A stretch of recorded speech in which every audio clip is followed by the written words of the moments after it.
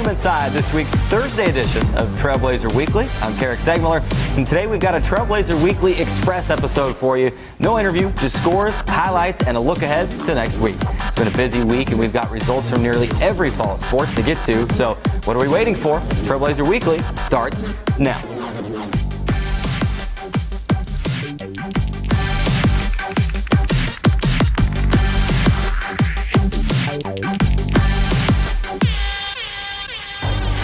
Again, welcome inside the CEC TV studios in this week's edition of Trailblazer Weekly. Last week was a busy week as football, men's and women's soccer, volleyball, men's and women's cross country, and men's golf were all in action.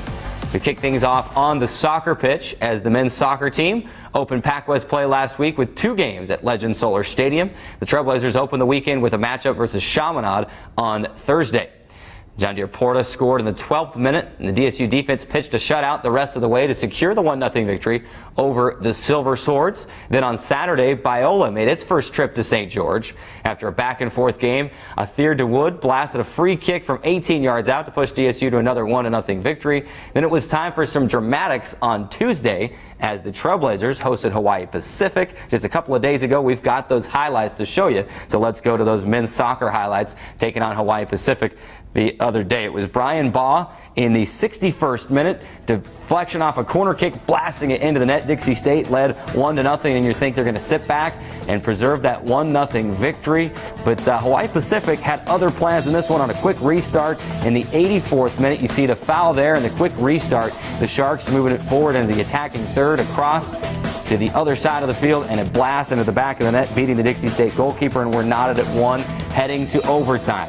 The first 10-minute overtime period was scoreless, and then just nearly 3 minutes into the second overtime period, Moises Medina finds his brother Gabby in the box, left-footed shot into the net for the game-winning goal for the Trailblazers. They take that win 2-1. Certainly a game that was not short of theatrics and dramatics, but the Trailblazers, most importantly, getting that 2-1 victory. Have not lost yet this season, have the Trailblazers, and they've got a big one this weekend taking on nationally ranked California Baptist. We'll tell you a little bit more about that matchup a little bit later in the show. To cross country now, as the Trailblazer teams headed to Las Vegas last week for the UNLV Invitational on Saturday. The women's team finished in 4th place and set a new team 5K record, combining for a time of 1:34.25. The Trailblazers also finished ahead of USC and San Diego State, marking the first time in program history that the women's team has finished ahead of a Division I school. Skylar Story was the team's top finisher in 16th place with a time of 18:35. Over on the men's side, the men's team also finished in 4th place with a time of 1:41.23. Hunter Chamberlain led the men's squad with a 5th place finish and set a new DSU individual 6K record with a time of 19:06. The Trailblazers will take a break this weekend before heading to Cedar City for the SUU Color Country Invite next week. To the volleyball court now, as the Trailblazers headed to the Hawaiian Islands for the final time as a member of the Pac-West Conference. Dixie State opened its trip in Honolulu on Friday, taking on the Sharks of Hawaii Pacific. Teams traded sets throughout the match and needed a decisive 5th set to determine a winner. The Trailblazers wrapped up the match, though, in the 5th set with a 15-8 win to take the 3-2 victory over the Sharks. Then it was off to Chaminade the next night, as the Trailblazers and Silver Sword did battle on Saturday. Dixie State dropped the first set against the Silver Swords, but bounced back to tie the game at 1-1 with a win in set 2. But Chaminade would not be denied. The Silver Sword closed out the match with wins in the 3rd and 4th sets to take the 3-1 victory. It's time for our first break. We'll take a look at last week's football, women's soccer, and men's golf results right after this timeout, so don't go anywhere. There's a lot more Trailblazer Weekly coming at you.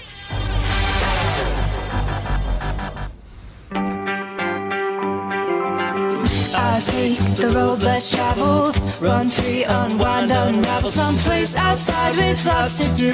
Green trees, red rocks, and don't forget that blue sky. The sunshine shining, sunshine pouring on me. Think I might just stay a while. Say hooray all day because the sun is gonna shine on me. Sun is gonna shine on me. Sun's gonna shine on me.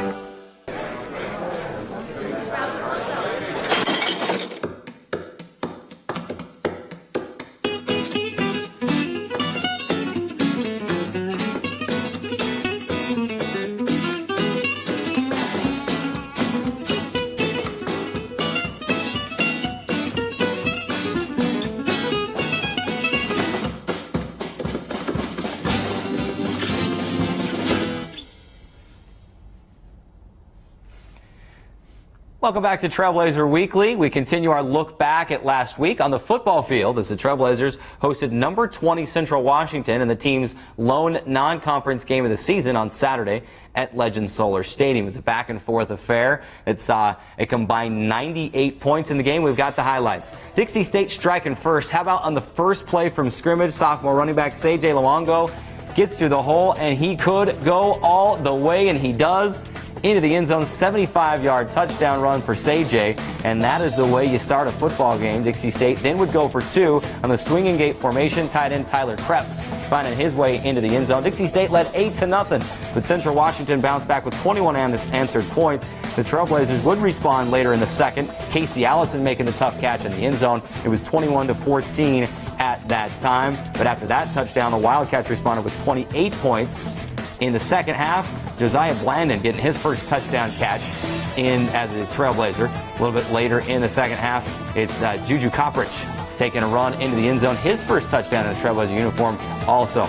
And then how about some more C.J. Luongo taking a screen pass out of the backfield, shaking and baking, making four. How about five Central Washington defenders miss on his way to the end zone. After that, the Trailblazers would go for two. And why not? C.J. Luongo making the catch. At that point, it's 58-34. And then the Trailblazers get the ball back one final time. They drive down the field with no time on the clock. Malik Watson hooks up with Josiah Blandon again.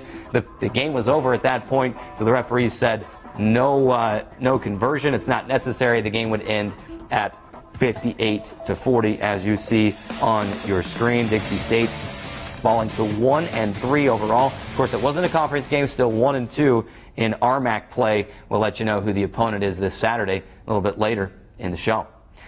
To the golf course now as the men's golf team opened its fall schedule in the Northwest with a Friday-Saturday tournament at St. Martin's University and a Monday-Tuesday tournament at Western Washington. First, Trailblazers stopped at St. Martin's Invite on Friday and Saturday, finishing in 7th place. Spencer Wallace was DSU's top finisher in 10th place at 3 over, while Jace Frampton carded a 7 over to finish in 24th place. Then it was off to the Western Washington Viking Invite in Bellingham, Washington on Monday and Tuesday. The Trailblazers finished in 9th place in Bellingham. Brock Nilsson, DSU's top finisher, in 18th place at 2 over, while Spencer Wallace finished in 24th place at 3 over. Trailblazers will now return to action in late October with 2 tournaments in Hawaii. We head back to the soccer pitch now to wrap up this week's look back as the women's soccer team continued a 5-match homestand last week with 2 Pac-West matches at Legend Solar Stadium. Trailblazers hosted Chaminade on Thursday, and the goal-scoring frenzy continued as Dixie State cruised to a 5-1 win over the Silver Swords. Darian Murdoch netted her 3rd career hat trick in the match, while Jamie Urado scored twice in the blowout victory. Then it was time for a Saturday showdown with new conference member Biola. Montana Hadley put Dixie State in front, scoring on a corner kick in the 9th minute, while Bailey Kroll added an insurance goal in the 84th minute to push DSU to a 2-0 victory over the Eagles, setting up the dramatic finish versus Hawaii Pacific on Tuesday. And we've got those highlights for you. It was a back-and-forth match. Dixie State striking first on a Jill Bennett free kick from 30 yards out. Gets past the HPU keeper. Dixie State would lead it 1-0 at that point. A little over 10 minutes later, though, the Sharks find the equalizer. They cross it into the box, able to beat the Dixie State goalkeeper 1-1 at that point in the 20th minute. How about 13 minutes later, the Sharks not done. In the 34th minute, they're going to get into the box and score again. 2-1 Hawaii Pacific that time, and it looked like the Sharks might have a victory in regulation. But Alexa Estridge says, nope, we're going to overtime in the 85th minute. Takes a deflection, puts it past the Hawaii Pacific goalkeeper, and it just does cross the line. It was a goal. 2-2. We're headed to overtime. First overtime period scoreless. The first 9 minutes and 58 seconds of the second overtime period scoreless with 2 seconds left. Hawaii Pacific finding a goal again with just 2 seconds remaining. Heartbreaking loss for Dixie State.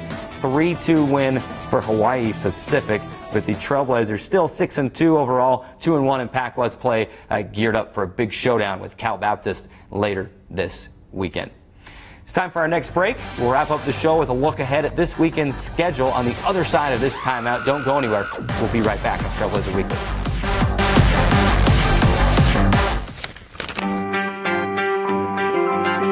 I Last week, the road less traveled. Run free, unwind, unravel. Someplace outside with lots to do. Green trees, red rocks, and don't forget that blue sky. The sunshine shining, sunshine pouring on me. Think I might just stay a while. Say hooray all day because the sun is gonna shine on me. Sun is gonna shine on me. Sun's gonna shine on me.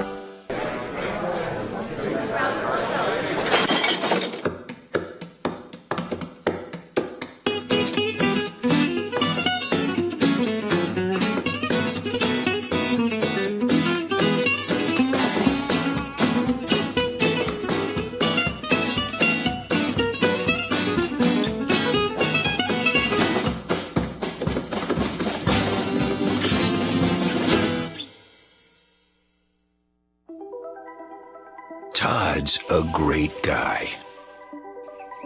I mean, look at him. What a sweetheart. Attaboy. Wait, Todd, what are you doing?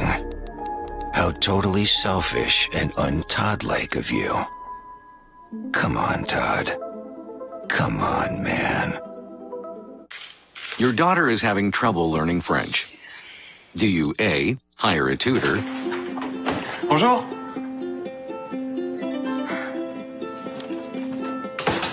B, enforce a French-only rule at home? Or C, watch some foreign films? When it comes to parenting, there are no perfect answers, but that's okay, because you don't have to be perfect to be a perfect parent. Teens in foster care will love you just the same. Welcome back inside the CEC TV studios in this week's edition of Trailblazer Weekly. Before we put a bow on the show today, we're going to take a quick look ahead at this weekend's schedule. I invite you to follow along on your screen. As you can see, this screen picking up tomorrow, Dixie State women's tennis team in action, actually starting today at the ITA West Regional Championships in Azusa, California. Now that will go throughout the week, and you can kind of follow it along your screen into Friday and into Saturday if the Trailblazers are able to get some wins today. The Trailblazers women's tennis team, 4 of the players down there, they'll play a couple singles matches as well as a couple doubles matches. And then next weekend, the women's tennis team will be in their first dual matches of the season at Colorado Mesa. So you can also see on your screen on Friday, volleyball having a 2-game homestand this weekend. They'll host Holy Names on Friday, and then on Saturday the volleyball team will host Dominican. Also on Saturday, women's swimming getting their fall season underway, hosting Loyola Marymount at the Washington City Community Center. That is a home meet for the Trailblazers. Go check them out. That'll start at 10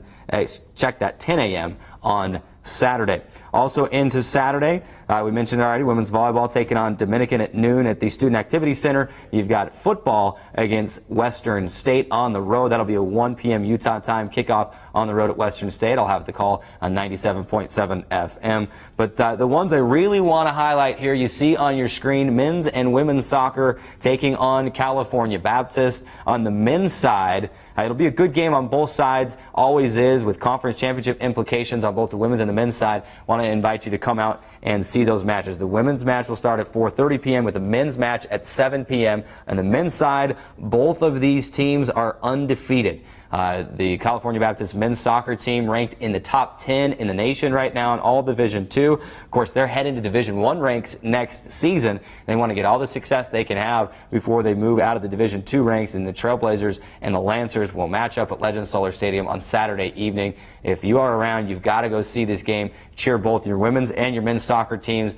on, as it's a big-time matchup with California Baptist on Saturday. And then that'll do it for Saturday. Moving into next week, the women's golf team getting back in action, hosting their fall tournament out at Sand Hollow. The Dixie State Fall Invitational on Monday and Tuesday, and that will wrap up our look ahead. Of course, we'll have all these results for you on the show next week on Trailblazer Weekly. Again, a little bit shorter show today. Didn't have an interview. There was a lot to get caught up on. Wanted to get you up to date on all of the Dixie State athletics scores, results, and highlights. It's another loaded weekend. This weekend, we'll have all those results for you next week on the show, as well as on DixieStateAthletics.com. That'll do it for today's show. We want to remind you that you can catch all episodes of Trailblazer Weekly on demand on the Dixie State Athletics YouTube page, which is specifically youtube.com/Dixie State Athletics. Again, I'm Carrick Sagmiller. Thank you for watching. We'll see you next time on Trailblazer Weekly.